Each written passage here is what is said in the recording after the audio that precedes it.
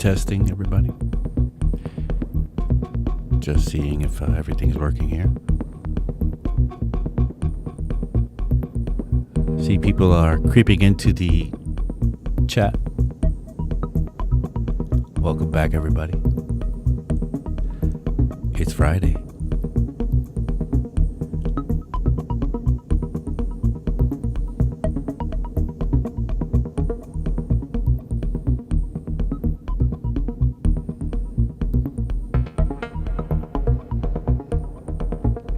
See the usual suspects dropping in, and then some others that I don't recognize.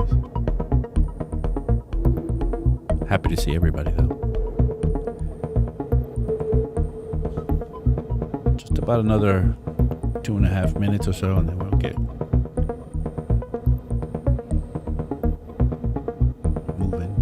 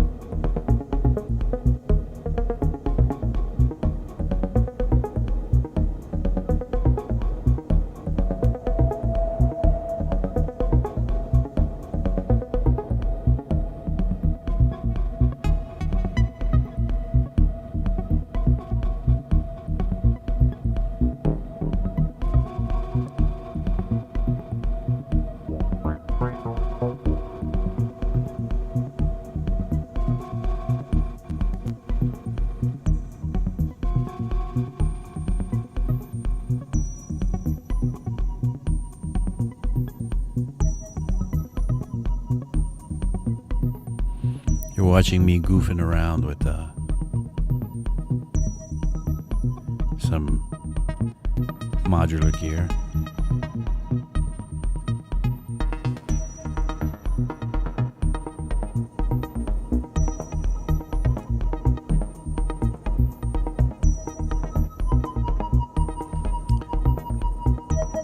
Sometimes I do this for fun.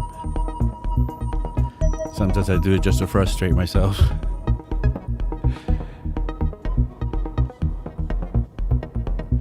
Less than a minute to go, and we'll get started.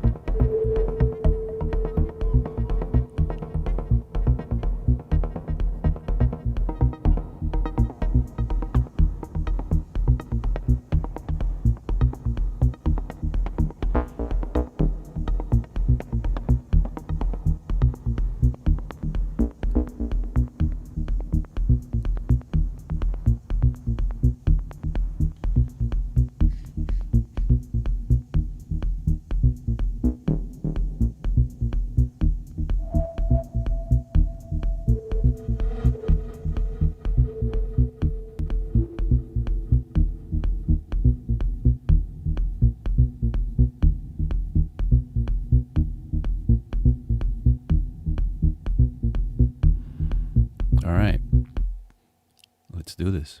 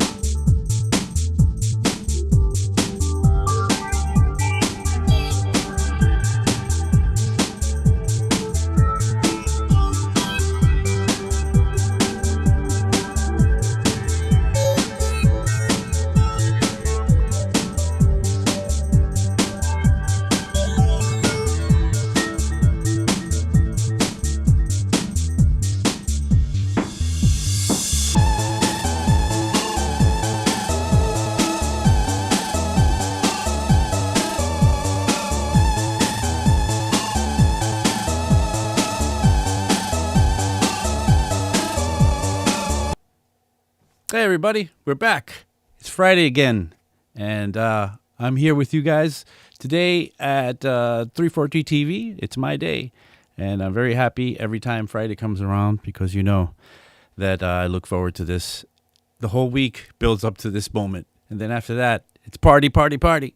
I saw Max in the in the chat saying Friday, and he was. I saw him earlier today, and he was urging me to just party throughout the whole session. But I think we can do a little instruction as well as partying. Anyway, my name is Abe Duque. As I said, I am an instructor at 343 Labs, and 343 Labs. You should come and visit us at 343labs.com or in person to our New York location or our Berlin location. We have classes in production, sound design, mixing and mastering. We have new classes starting all the time. Right now, I have a class that's forming. We'll see about. I think the release date for that class, or the date that class goes, is in the beginning of November, which is going to be an immersive every day. We meet, well, not every day, but we meet almost. It seems like we meet every day because we meet from Monday through Thursday on a daily, and we just get in deep into Ableton and making music. Anyway, if you're interested, come and check us out. There's a lot of other classes starting out. Anyway, let's get back into it. Today I have a lot that I want to share with you guys. But before I do that, I want to look into the chat and see what's going on and who is there. I was going to shout you guys out during the sort of starting soon screen, but I was like, you know what? Let me wait a little bit and shout out everybody when we actually get on. So we have, say, let's see, people I don't recognize as well. Space Facts is here. Then there's the Counselor, Paul Vandenwerf, and we all know Paul. Mercury 1978 SS, and Enigmatic Onion, of course. And Enigmatic Onion was saying something about taking my my modular stuff if I'm not using it. Abe, I'll take some of those modules off your hands if you have too many. You can never have too many, first of all, but, come on over. Maybe we'll talk. Let's see, who else? Of course, Max Wild is here, and Simple Sam. Yep, Bug Tank. There you go. Bug Tank is there. Let's see. Oh, Silent State is here. Everybody. Anyway, great to see you guys again. Great for the visit. Let's get into this. So we have been working on, in the last few sessions, I've been working on some sort of live setup. And I've just let it go. I just let it see where this takes me.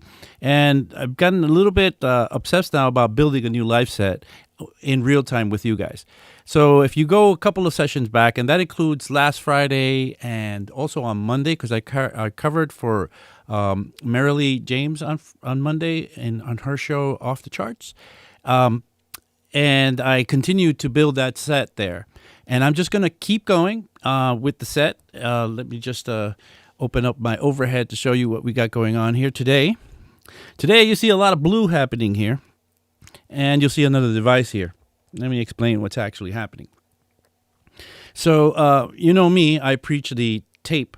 I am an incredible believer in the uses of tape, especially this blue painter's tape, or you can get the white one. You don't want it to stick to your stuff. That's why to your equipment. So if you ever want to take it off, it comes off pretty nicely.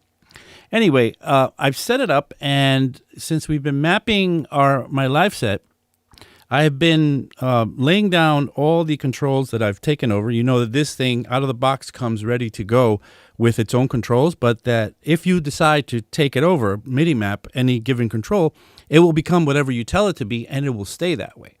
And so we are now, we've taken over quite a lot of this thing, and I want to just make sure that now I remember where everything is, because to be honest with you, and this is going to happen, don't let this happen actually, that you map maybe 1 or 2 or 3 controls, and then by the 4th one you start forgetting where things are.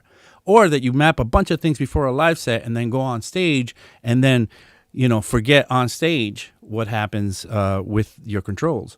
You have to be prepared for stage, especially because you get really dumb up there. I like to say that you become a very dumb version of yourself, that you lose about 30 points of IQ when you're on stage. You get that deer in the headlights sort of situation where any little problem becomes this insane problem. Anyway, if you have a look, I have mapped a few things already. So the things that I have mapped, and our last session we did the kind of 303 thing, and I started mapping here the controls on that: the frequency, the resonance, the envelope control here for the filter envelope. The glide is here. The oscillator 2 is here. The drive velocity is here. The compressor setup that I had already set up is in there. And you know what? Had I had to tell you this in real time, what they all were, I wouldn't have been able to just say it to you. But reading it, it's just right there. So let's just look at the setup here. So this is the frequency, resonance, envelope modulation, envelope decay. I didn't map that last one there. I got the glide here. I got octave control here for the second oscillator so that we can do some fun stuff there. Velocity drive there. And compression here. Okay. This is pretty well set up for me. And there were some other things that I also mapped that I started to write in here. Remember, we set up with the effects here. The delay has the filter control. Let's get some sound going so that we can actually see what we're talking about. So let's drop one of these acid lines in here.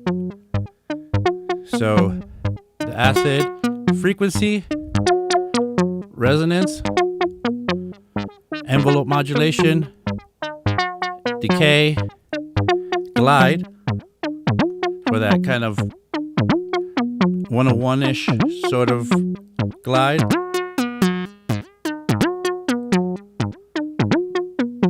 And let me just have you look also at my DAW so you can see what's happening at the DAW level.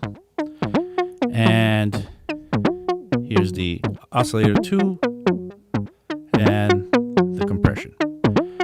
And now I have my tracks here. I've set this up so that I can scroll up and down. And, well, this came out of the box that way, so I'll just drop a track here. So let's just drop that track. And we can get going with this. If you remember, I had set the cutoff on the EQ3 here so that I could just drop out the low end real quick. I had the delay on this channel here set up so I can go to the delay that's in this channel here. Let's if you look at it right here. And that this knob here, which I haven't labeled, would be the frequency for that. And that's a really nice control to be able to do in real time. Okay, so we got that going. Now I wanted to, let's take this down. So I have another channel which is broken. This channel here, I put, well, the fader is broken. So I put a piece of tape on here so I don't use it by mistake. Then I have, a bunch of other controls here that I may just take over and use for something else. Now I could use these as buttons. But we'll see as we go along. We'll figure it out. This is channel 2 or deck 2. So the deck A and deck B would be here. And they are kind of copies of each other, which works out really well because if I need to play any track, I could play it from any one of those decks. And here I have some loops that I could just ride with. I don't know. I haven't decided how ultimately to take that and go with that, but there they are. So nice. And then the acid, of course. So let's see. What do I want to set up? I want to set up a couple of things. First, I want to set a simple setup here with reverb. So give me a second here, though. I want to read what's happening in the chat. Let's see. Max is talking to people. He's talking to Space Facts. People are talking to each other. As always, people are always talking to each other. Abe with the tape. Simple Sam is making fun of me with the tape. Yes, tape. You will save your life one day. One day you will have the tape and you will use it and you will be thinking of me and you'll be thanking me. I promise you. Let's see. Who else? Emmanuel is here. Hey, Emmanuel. Let's see who else. Okay, and everybody's just, I don't want to read what you guys are talking to each other about because I'm kind of late to the conversation usually when I start reading those types of comments. So, but if you have any questions, drop them in the chat if you want to talk about anything in particular about playing live. I've done it a lot, especially with Ableton. But let's continue. So I wanted to set up a quick way to work with reverb. So to be able to do sort of like a kick bomb or some sort of reverb bomb. So if I, let's say I got that going, I have a channel here which I've reserved for reverb, or I have two. I decided to have three altogether. Three, let's say, three send effects. So I'm going to take from my list here and grab me a nice reverb and throw it in there. Make sure that when you drop a reverb into a send channel that the wet is always up. And let's play with that. Now, the way that I want to set this up for controlling it, so I have this now I have these sort of written out. Here I control the delay, and if you remember, this level here of what this changed into is going to control the filter. And remember, I had set up last week a filter set up with a low and high pass filter for each track, so that I can kind of do that with the tracks. So I'll be able to get there and know that I can get there by reading what it says here about filter. But I have one more here where I can go to the reverb. So let's map a way to get these in there. Now, I'm not actually going to use this line here. I'm going to use buttons that'll just get me there. And because I like to do like immediate sort of drops into these things. And the button for a reverb send, sometimes people won't think of that, out of the box, but it's probably one of the coolest things that you could do. So let's get my sends here. And send B is the one that I want to get going. I'm going to map send B to these buttons here. And I'm going to do it across the board to everything. So everything I have in here is going to be mapped to send B, so that when I'm playing this, I can immediately just drop in when I like. Let's try another track. Let's try something that maybe has... See how I could just immediately jump in and out? So these kind of really cool effects that I can make happen in real time while I'm DJing or playing live, whatever you want to call this. Maybe it's DJing / playing live now when I'm setting up here. Can be immediately accessed. And if I'm playing this something on this other side, I can control that. Wait, once again, I made a little bit of a mistake here. I didn't map. I mapped this channel, which is not what I want. I want to have this channel on that, and this one is going to be here, and this one's going to be here. So let's see if that works correctly. So now, remember, I have to omit what's happening in this channel. So, see, that lets me do that. And when I do this, it'd be a good time to switch out. Remember the bass swap thing that we were doing in the other sessions that we did? So that's great now. So at any point, I could do something like that, and it'll help me in transitions. It'll just give me some control to like set up some drama. And drama on the dance floor, that's the best thing that you can ever hope for, right? All right. So let's see. Pavel is here. Yes. Welcome, Pavel. It's always good to see Pavel join us. Okay. So what time is it? We have time. This is good because I have a lot of things that I want to kind of get done. I don't want to rush through this, but I'm very excited to get things going. All right, so I've got those going, and I sort of need to remember that that's the case.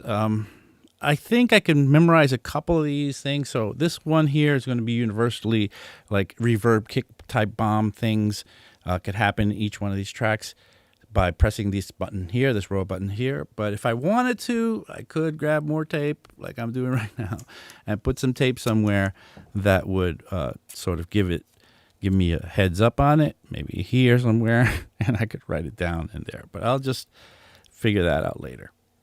All right, so we have that. I also wanted to set up an alternative way of launching clips. So right now, the way we're launching clips is that we're using this kind of arrow up and down setup that you get out of this kind of control surface, the way this is set up.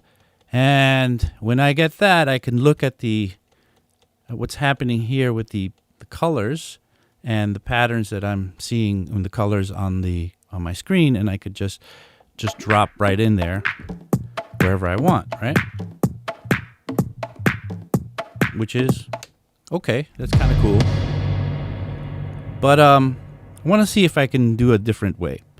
So my idea now is to show you something that I showed you last time, maybe a while back, actually, a couple of sessions back at least, where when you go to the MIDI map modes, you have those secret sort of mappings that you can get done.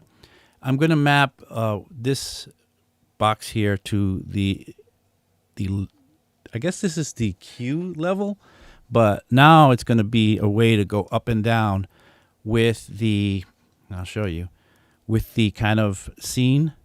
See how the scene goes up and down? See that white part? Forget the red box, right? You look at the scene as it's moving all around there. Now that that's set up, I can set up some buttons here to trigger any particular scene or any particular clip that lives on that line, on that row. So going to the MIDI map button, you'll see that there's little play buttons on each one of these tracks. So I'm going to click on the first one, and I'm going to use the record button because when I'm playing live, I'm not really going to be using a record live. Not in this setup. I could imagine doing it in another setup, but in this setup right now, we're not going to be doing that. We're just going to trigger that and make it so that it plays. So record is going to be play. So we'll do that one. We'll do that one. And we'll keep on going to these other tracks here. So now, when I trigger that, you'll see that it triggers the line. So I'm on the first track here on the button that I've mapped, and I get to that line with my scene to say where it is right now. And now everything that lives on that line can be triggered individually. Should be able to trigger this one. There you go. And then the next one. See, I can trigger those individually. So this gives me a good way to get somewhere really quickly, because the one thing that I was noticing when I was trying to play with this earlier as I was preparing is that if I wanted to click down with this guy here and get this red box, to the right place, it's not so fast moving. I can click as fast as I can, but it doesn't really get me there as fast as I want to get there. So having an alternate way, which is just being able to get that scene going wherever I want and say, hey, I want to drop it into that part there on the loop. See, I want to get that loop going. I'll switch the loop to something else. Maybe I'll switch it to this one. And now I'm in there. And if I want to play this track here, which is the Cootie Cat one, then I'll play the Cootie Cat one. And maybe drop in the bass, because this is the bass. Maybe get some filtering going. And with all these labels, it's so easy for me to get around all these things that I'm trying to do. Get the delay going. The timing on the delay changing. Right? Switch to another type of filter. So right now I'm operating a high pass filter, but switch to a low pass filter with the A and B button that I mapped. And I'm going to leave the solo button together, because if I have another one in here, I can solo anything at any time just using that natural solo button. So that can stay solo, because solo you can use during live performance quite a lot. So good to go there. So far, so good. All right. Got so much done now. Now, you might be asking, why is this guy here? if for you guys that know, this is a Minotaur. It's a Moog Minotaur, and it's a synthesizer. But I'm not going to use it as a synthesizer today. Today, I'm going to use this thing as a controller. Because every knob on this thing, and this is one thing that I wanted to kind of like bring up, is that a lot of these modern synthesizers that you may buy, a lot of them are already set up as controllers. So you could, of course, you buy a synthesizer, you want to use it, but sometimes maybe you need more controls. Maybe you need more things to map. And in DAWs like Ableton or Bitwig, you can map everything and anything. And it's so much better to play with a knob or a button or a fader than to play with a mouse. A mouse is quite of a boring way somehow to get along with the computer. So today I needed more knobs, and I was like, well, what am I going to use? And I have other controllers, but they were all so big and they couldn't fit inside this area. So I grabbed the Moog, this Minotaur, and I was like, let's just throw that in there, and let's put some blue tape on there, and then if we need anything, we're going to map it out as a controller. Why not? Okay, so let's do that. So now, at first I thought, well, I have this acid stuff here, and the acid stuff that I have, and let's get up to the right place and trigger wait, where is my acid channel? And I have not set this up, or did I? Yeah, I did. So let's get that acid there. So I got that acid stuff here with the cutoff resonance and all the stuff we went through earlier. And this is great, but maybe I move it over to like this guy here because it has a knob for cutoff and a knob for resonance and a knob for control of the envelopes and so on. But then I was like, no, I'm just going to keep it because the thing that I want to do is going to require a lot of knobs. So I'm just going to keep this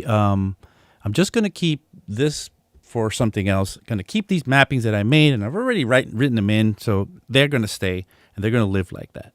So then this thing is going to be for something that I wanted to build today, which is I wanted to build some sort of a fun, quick to handle sort of drum setup. And there's a few things we have to do. It's going to be a kind of a complex build.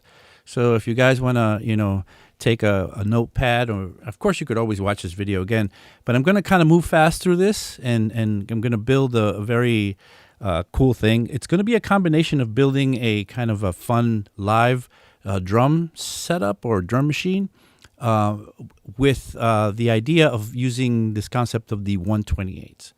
So there's this concept that a lot of people, have been teaching for a while, especially when it comes to Ableton or Bitwig, which is something called the 128s. The 128s is being able to take 128, say, drums of any sort, and making it so that you can set up a dial that will scroll through all those drum sounds. And why 128? Well, in MIDI, we have 128 possible designations that we can have, perhaps, let's say, in a drum rack. We're going to do it with a drum rack. So in a drum rack, you'll see you have all 128 cells. Or in a sampler, which is probably we're going to use a sampler today. In a sampler, you have 128 possible designations for the selector knob. There's a knob on the sampler that's called the selector knob that allows you to place a sample on every one of these positions in the selector. And you can map that to a knob so that you could turn the knob and select any given one of these sounds. So we're going to do that. Let's set up. Let's get started with this. So we're going to need a sampler. Let me go to my instruments here and grab a sampler. And we need a sampler, not a simpler, because the sampler has the ability to have more than one sample in it. And now we're going to need another. Well, we'll keep this and we'll put it in a rack because we're going to need some macros. Macros are when you make a rack, when you put something into a rack, and there's a bunch of different types of racks in Ableton that you can have, like drum racks, audio effects racks, MIDI racks, and of course right now we're using something called an instrument rack, where you can drop devices into the rack, and once they're in there, you can kind of grab parameters from inside of the rack and map them out to the macros. So map them out to these top level controls, which will, if you imagine dropping even three or four devices into a rack, right? Or even just one, there could be hundreds, even in just one device, hundreds of parameters that you could be tweaking. Now, if you want to give your rack some sort of definition of what it's meant to do, adding macros to it is a wonderful way to add sort of purpose to the construct that you're going to make with all these devices in there. So in this case, we're just going to start with one. We might end up with a couple of devices in there as time goes by. Let's see how far we go today. But let's start. So in this case, let's start with kick drums. So I'm going to need a bunch of kick drums. So I think I have this old Loopmasters dub spot sort of folder here with a bunch of kicks. So there's a number of kicks in here. I'm just going to drop in there. Now, I might not get to 128, but you can do up to, 128. This would be actually not a bad idea if you count them out and set up 128 of these in here. But I'm going to just drop as many as I see real quick. Enough to give you the idea of what's going to happen when we're going to be scrolling through all these. And let's try these last ones here and drop them in there. So now, one thing I'm noticing is if you look over here, so they're all kind of layered on top of each other right now. If I play a key, I can probably get them, not all to play because it's, you got an unlimited amount of voices that you could actually be working here. But a lot of them will play depending on how many voices you have on the sampler. We only really want one to play at a time. But right now, as they're set, if you look at this little R that you find right here, this is what we call the root note. And most of the time when you drop samples into things, the root note's always going to start at C3. But for some reason, the root note on some of these samples has become something else. So what I'm going to need to do is go to those samples individually and just kind of adjust that root note to fix it to be in there. Because if not, when I play that sample or scroll to that sample, it's going to be something that I don't want it to be, which is not good. So let's just scroll down and around here. And there's one more here. And we'll fix that one. And in Ableton, whenever there's a value that's a default value, like C3 would be for a root note, if you double click on it, it'll just snap to that default value. So let's just kind of look around here quickly, see if we can't find any more out of place root notes. Nope, we're good.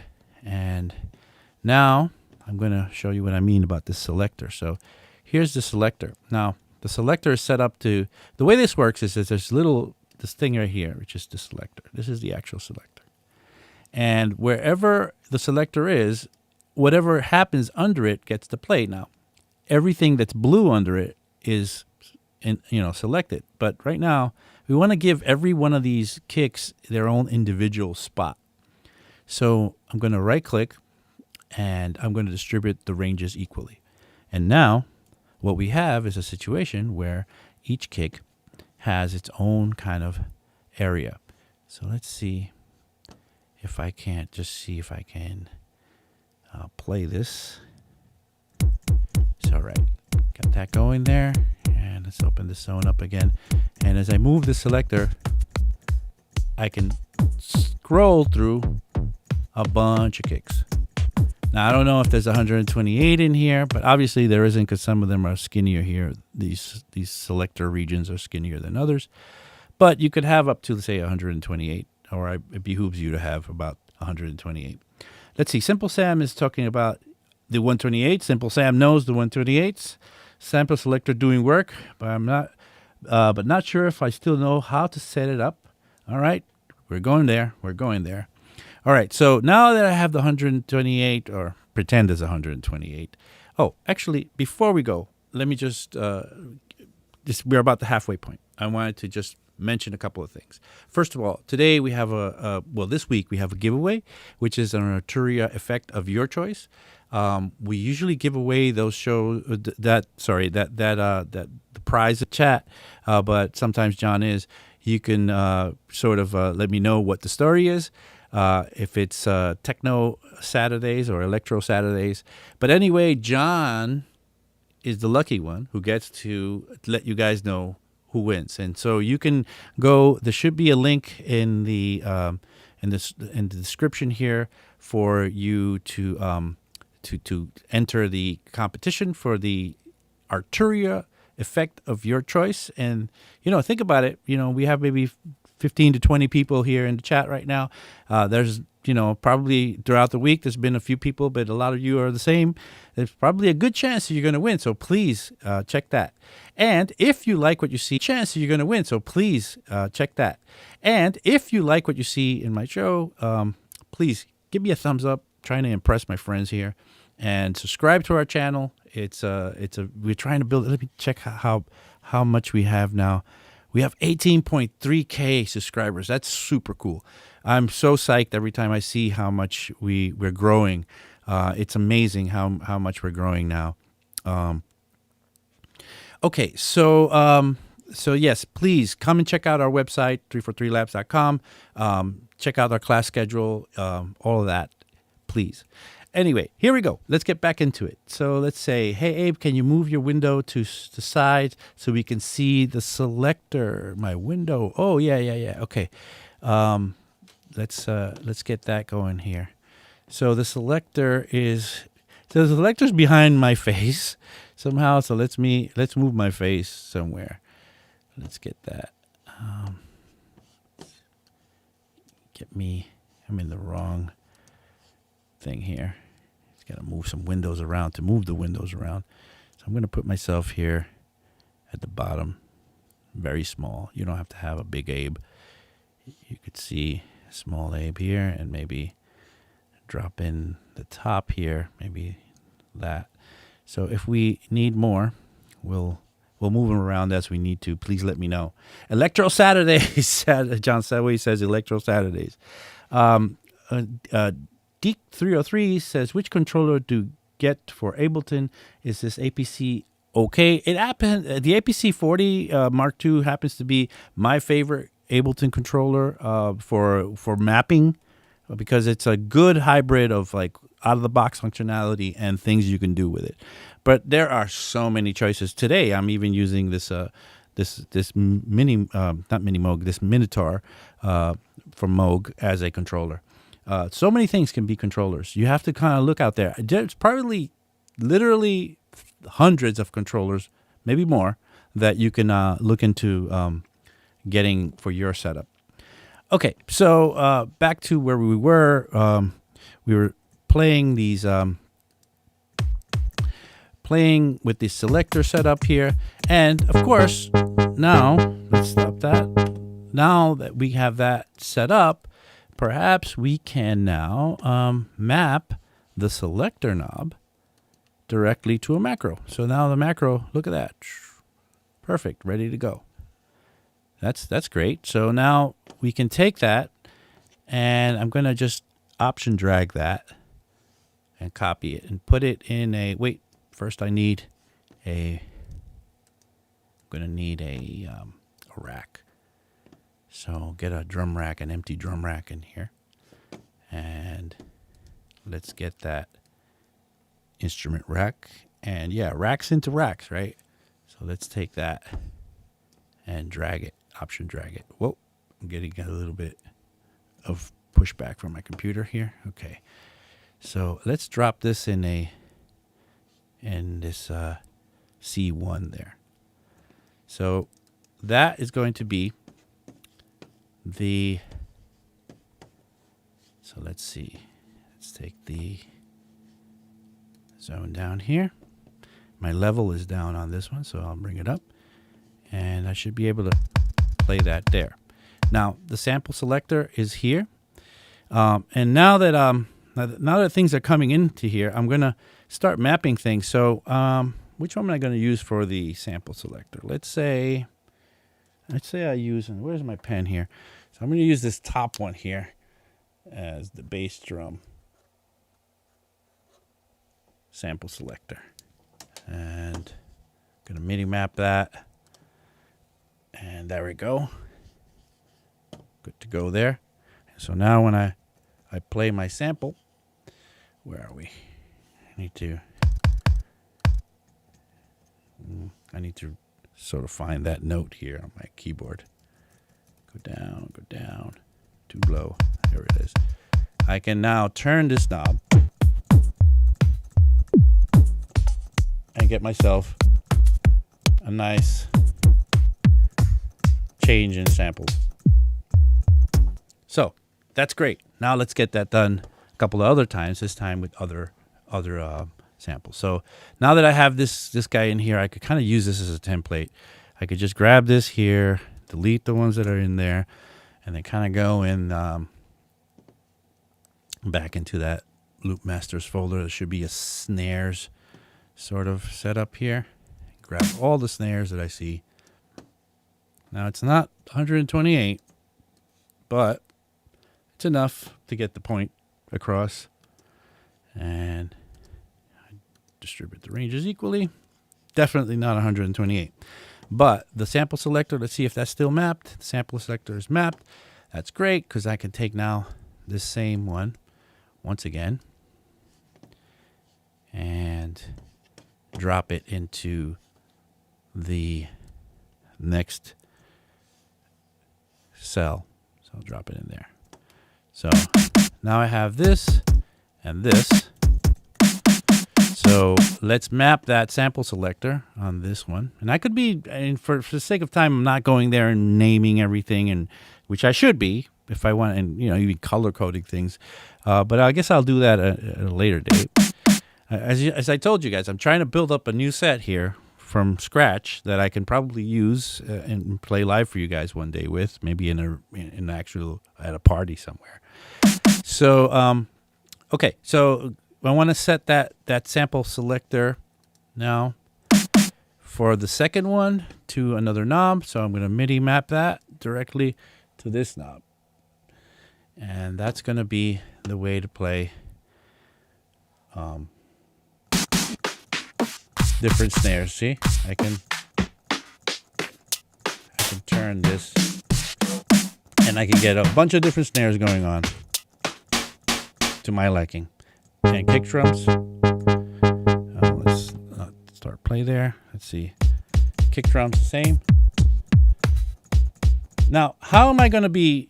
In the meantime, I said that I wanted to create a fun way of playing these out. So my solution for a fun way of playing these out is going to be to use one of these Max for Live devices that Alex Kidd made, which would be, okay, come on, Max for Live, this instant house. When you use this instant house, it's a little bit of a goofy device, and I used to sneaker at it, but it's really powerful in a fun way. So what it does, it plays patterns. It plays 4 different patterns depending on what, it's labeled as kick, snare, hi-hats, and percussion, right? And if you set these up at pattern 0, it's going to feed MIDI notes into here, but at pattern 0 is not going to feed anything on anything. So let's get that acid out of the way. But if I change the pattern, say pattern 0 on the kick drum to pattern 1, now it's going to feed, and it's shooting to that note. And you could actually change the note here. It's shooting that C1 where that cell with the kick drum is. It's going to be feeding that in there. And so every time I change this pattern knob, I could have different kick drum patterns appear. So that means I'm going to map that to a knob. So I'm going to map that pattern to this one.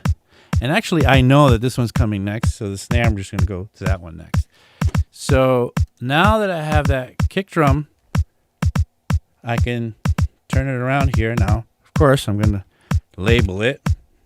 It's B, D, and then I'll know that this is pattern select somehow. I'll figure it out later. I don't want to take up all your time labeling my blue tape that you guys like to make fun of.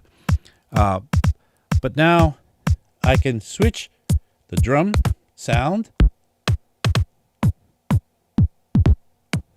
pick a different drum sound, and I can actually switch the pattern out. Now, I just want to look at something here in my sampler. Just make sure that it's playing out the whole way. It might be that this is not. There it is. It's not playing out the whole sample. I was playing short versions of this sample. So as I go through it, and I can now switch to different patterns. Now, yes, you guessed it. The same thing is going to happen now for the snare. So now that I got the snare map there, I can switch to the snare. Now the snare's being triggered here at C2, but I need C#1. So all I have to do is just come down here and change this to C#1. And that'll be my snare. And the snare has a problem, which is the same problem as the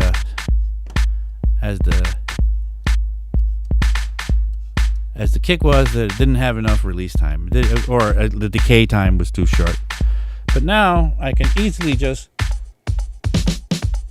write different patterns and change what they are immediately. Ones will change what they actually do, and the other one will change how they actually sound. And it just immediately pops in, and I could just have tons of fun with it. There's my reverb bomb. I want to get some delay on this. I can play with the delay here. I know already where the filter and the delay is.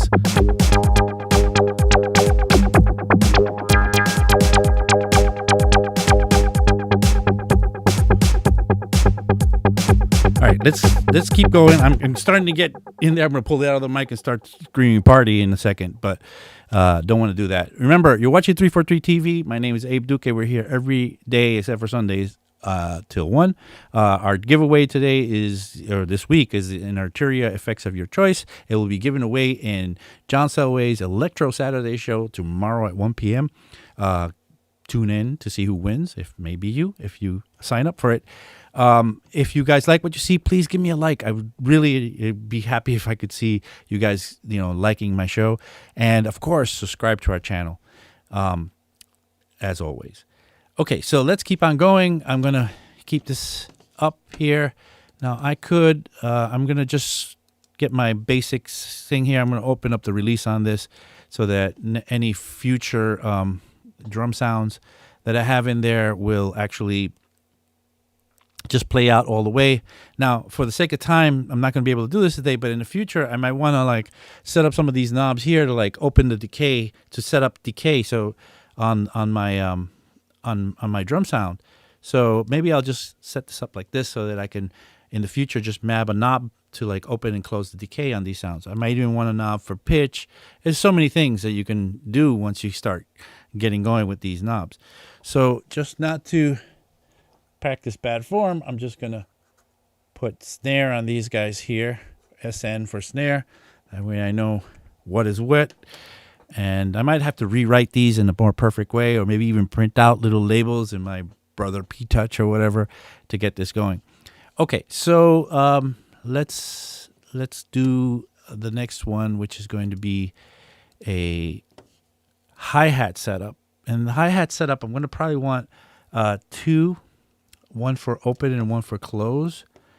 And here we have hi-hats. So I'm going to grab a bunch of open hi-hats and a bunch of closed hi-hats. And let's do this as fast as I can so that we can save some time here. And let's just select them all here and delete them. And now, did I do it in the wrong place? I did it in the wrong place. I got to do it in here. Oh, having a look over here, I got to make sure that all these R's are lined up, and they are. That was a pun, wasn't it? So on this one, I'm going to open up the zones again, delete the snares that I put in there, and get some hi-hats going on in there. So quickly just grab my, where was that? Loop Masters. There should be hi-hats here somewhere. Hats. And I believe there's short hats, which are my closed hats. And I'll drop those in there. Distribute the ranges equally. the selector's already mapped, so that I could just move this rack, option drag it directly into here where I need a spot for it. So let's just drop it here. I could set whatever I want to it, but let me go back immediately and delete what's in there, and then grab open hats. And again, these are not 128, but you get the idea.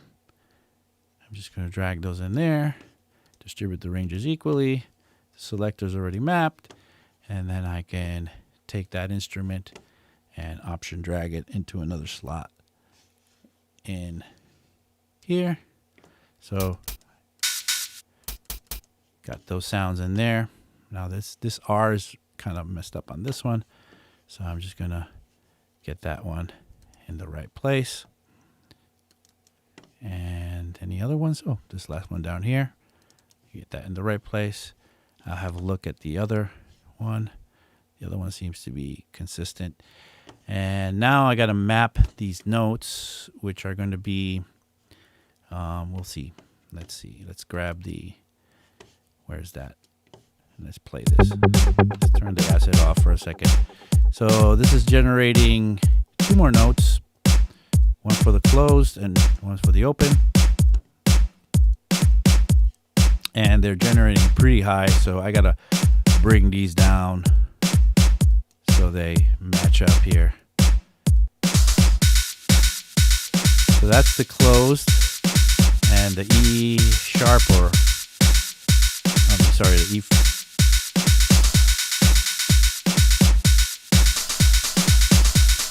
E and F. So now we have selectors.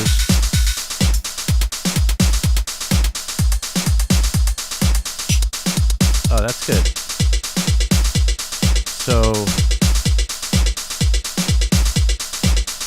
let's map. Let's do some mapping here with these selectors.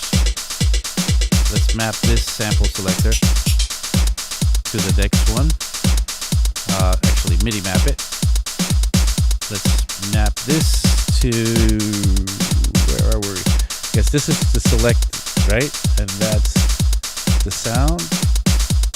Oh, I forget now.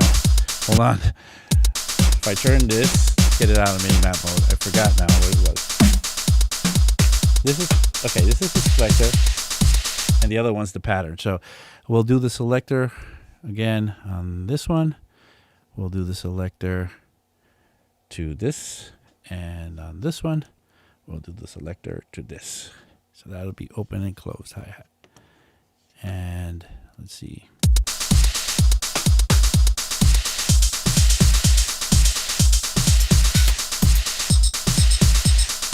Okay, this one's not moving. Let's see.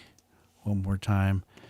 Let's get to the selector on this one and map it to this and see what happens.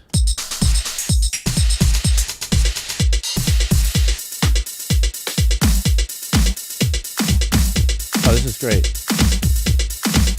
And now let's do the patterns to the ones beneath that, and pattern to this guy.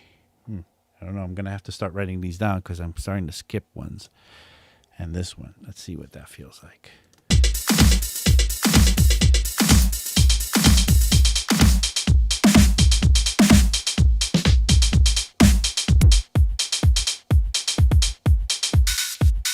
Okay, so shutting them down all, just up for the kick drum.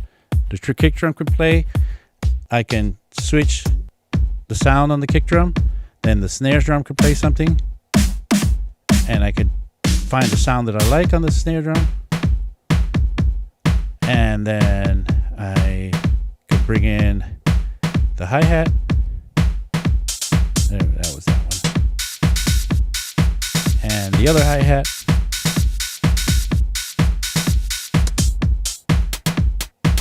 So I think I missed, yeah, this is fine.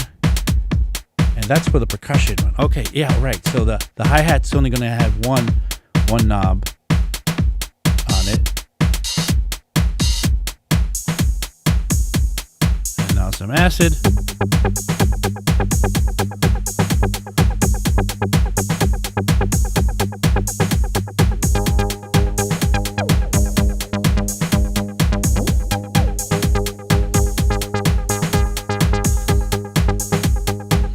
And you get the idea. I can now, alongside of my tracks that I can be playing, I could, be doing some drumming as well.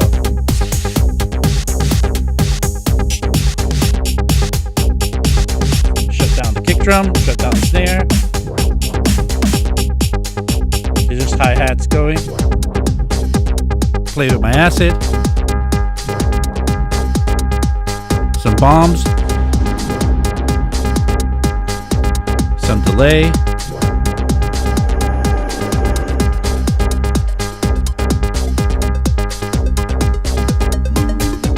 A second track, which I can, take out the bass out of and do a bass switch on. Maybe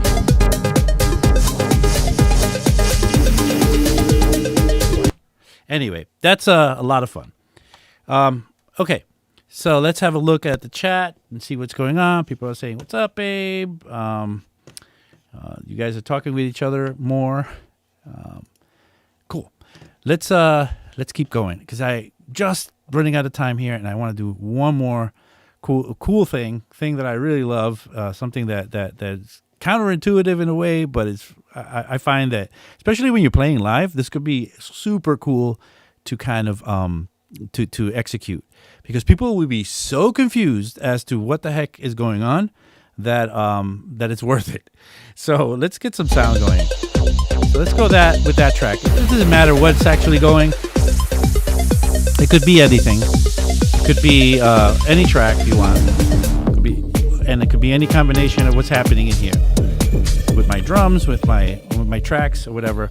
But I'm going to set something up on the master. Now on the master track here, all I have right now is a limiter, and you saw me put that in a couple of sessions ago. I put that in there so that what we would get is a kind of a safety net. So if we got too loud, this would keep us under peaking and clipping.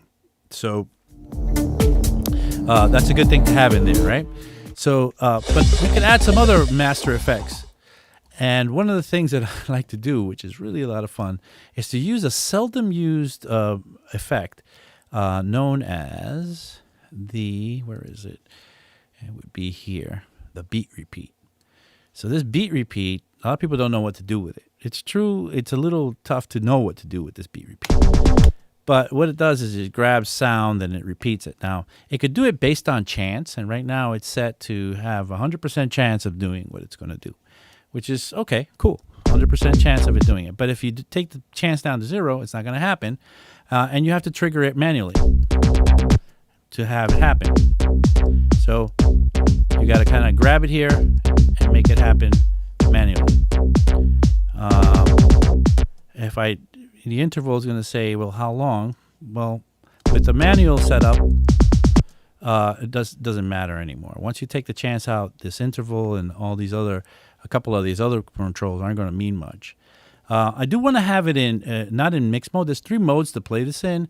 One is mix mode, one is insert mode, and one is gate mode. The one that I want to play it in is in insert mode. In mix mode, when I get it going, it's going to be a combination of the original sound and the repeats playing. And in insert mode, it's going to switch over to just being the repeats. And in gate mode, it just does something a little different. I forget what it is. Oh, it doesn't play unless you repeat it. So once you repeat it, it actually gets to play. But I want to have it so it's playing or, repeating. So like this and like that. So that's cool. And I'm going to set a grid setup here so that I can know what my repeats are going to be. Now, I kind of tape these little controls here off so that I could use them. For now, I'm going to select those. I'll probably come up with a better organization later on this. But I'm going to use those two to map things like the grid, which is this one here, and The next thing I want to map is something called the pitch decay, which is really fun. So that's pitch decay. And so when I have that, I can, and I'm going to want to map also the repeat, because it won't happen unless I do that. But with the grid, I could see how much repeats are going to happen. Now, I probably don't want to see 256. I probably want to see maybe a maximum of 64. And on the top side, maybe quarter notes at the other side. So let's go ahead and let's change for the grid. Let's change the values here from 60 to 64 notes as the maximum on one side and the minimum to be quarter notes. So that way, now the knob, when I actually get the repeat going, this it's going to be a little more manageable because I could select things that are going to be easier to get going here. So I'm going to then grab the second one, which is really a fun one because check this one out. The second one does this. So this first one did the grid size, but now this one does that. That's pretty awesome. And you can bring it back too. So I could make really cool things like that happen. Okay? So the last thing that's left for me to map here is going to be mapping the actual repeat button. And here's where the crazy part comes. I'm going to map the repeat button, something you would never expect.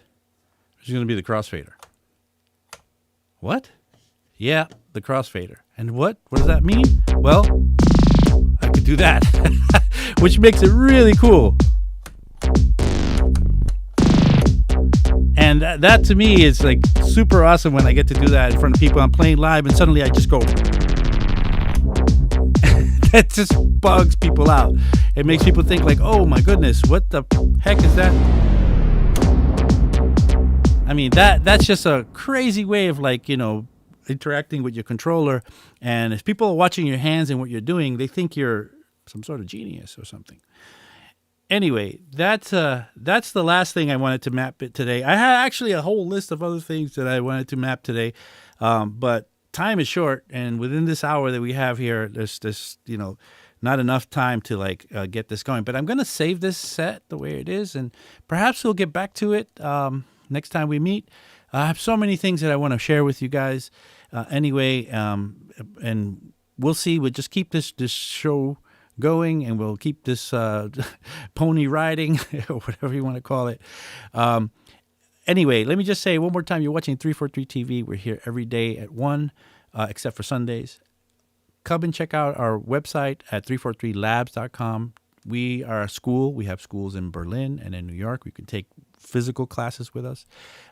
If you'd like, you can also take classes with us online. The website will let you know what's up and when our next classes are starting. We have classes in composition, sound design, mixing and mastering, production, anything you really want to learn in this space, we got you. Please visit us. We have classes. I have a class starting very soon in a couple of weeks. It's an immersive. We meet 4 times a week, Monday through Thursday. It's going to be awesome. I've done about 4 or 5 of these immersive sessions. They go for a month, and I tell you, it's probably my favorite way to teach production because we get there every day and we just work on music and we get so much done. So if you want to do this for yourself, come and visit us. Come and check the website, take a class. And thank you once again, everybody, for joining me today. It's always a pleasure to be with you guys, and it's always a pleasure to share all that I know. Anyway, with that, I'll leave you, and I will see you back next Friday.